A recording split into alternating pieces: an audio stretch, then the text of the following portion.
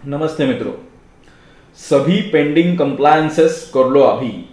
सभी pending compliances कर लो अभी, क्योंकि पेनल्टी नहीं है कोई भी। क्योंकि पेनल्टी नहीं है कोई भी। जी हाँ, बिल्कुल सही सुना आपने। जिनकी भी निधि कंपनी है, प्रोड्यूसर कंपनी है, प्राइवेट कंपनी है, वन पर्सन कंपनी है, उन एलएलपी है, उन सभी लोगों के लिए एक खुश खबर है कि 30 दिसंबर तक अभी आप कंप्लायंसेस कर सकते हो और आपको कोई भी पेनल्टी उसमें नहीं लगेगी। इसका अर्थ यह है कि आपका मतलब आपकी निधि कंपनी है, पहले निधि कंपनी के बारे में बात करते हैं, और आपने NDH1 फॉर्म नहीं भरा तो अभी आप भर सकते हो। आपने NDH3 फॉर्म आपको भरना था, वो भी आपने नहीं भरा है, या फिर आपका एक 6 मंथली पीरियड के लिए NDH फॉर्म नहीं भरा गया है, तो उसको भी आप भर सकते हो बिना किसी पेनल्टी के। आपने NDH4 भरना आपसे रह गया है तो उसके लिए भी अमूमन पेनल्टी लगती है, लेकिन अभी वो आप भर सकते हो बिना किसी पेनल्टी के। AOC4 ये फॉर्म आपका रह गया है, वो भी आप भर सकते हो बिना किसी पेनल्टी के। MGT7 फॉर्म है, उसको भी आप बिना किसी पेनल्टी के भर सकते हो। अब बहुत से निधि कंपनी में उन्होंने DIR KYC कंप्लायंसेस ही नहीं किए, तो उसके लिए 5000 पर डायरेक्टर पेनल्टी है, तभी वो क्वालिफाई होता है फिर से। तो वो भी आप ₹0 पेनल्टी से भर सकते हो, मतलब आपको कोई पेनल्टी नहीं लगेगी। तो ऐसा सुनहरा मौका हर कंपनी को मिला है।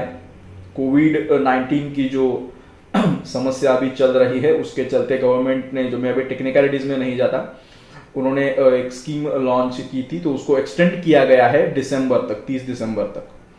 तो आप इसका लाभ ले।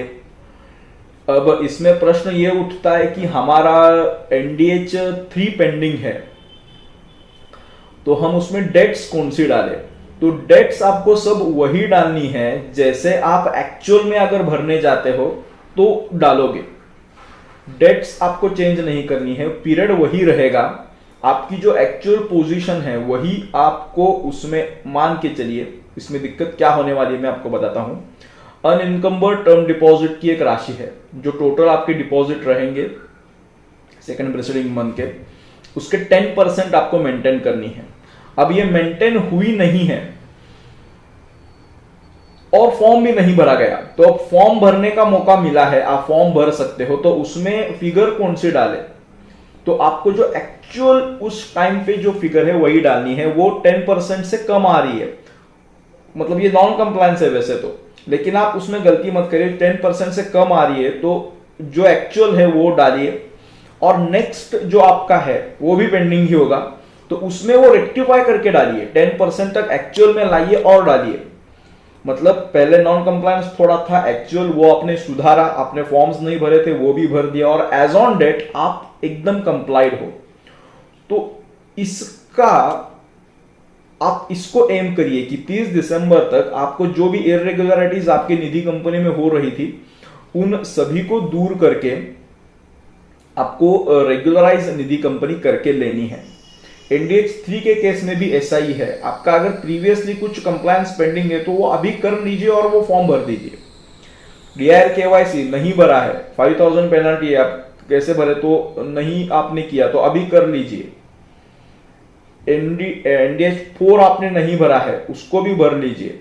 एनुअल फाइलिंग 2031 मार्च एंडिंग 19 का पेंडिंग है, तो 19 का भी करिए, 20 का भी करिए। इमीडिएटली आप ऑडिटेड बैलेंस शीट्स बना सकते हो। अभी 2 महीने हैं, अपने CA से बोलिए कि बना के दीजिए, CS से बोलिए कि अर्जेंटली उसको फाइल करें। तो जो भी कंप्लायंसेस पेंडिंग है उसको आप करिए, ये ऐसा मौका फिर नहीं मिलेगा। और जैसे ही ये स्कीम खत्म होगी, आपको जो भी इरेगुलरिटीज निधि कंपनी में है उसके पॉइंट ऑफ व्यू से नोटिस आ सकती है। इन अदर वर्ड्स आएगी ही। इसका कारण यह है कि गवर्नमेंट स्क्रूटिनी करनी गवर्नमेंट ने थोड़ी चालू की है, तो आप कंप्लायंस करिए। कंप्लायंस करने का ये बहुत अच्छा मौका आपको मिल रहा है और आप इससे बचिए।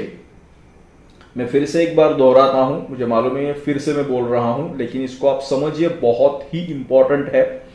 आपका प्रीवियस कंप्लायंस पेंडिंग है तो उस डेट पे जो फिगर है उसको डालिए, उसको रेक्टिफाई करिए और फिर नेक्स्ट डेट का जो इंडेक्स 3 रहेगा उसमें वो लाइए।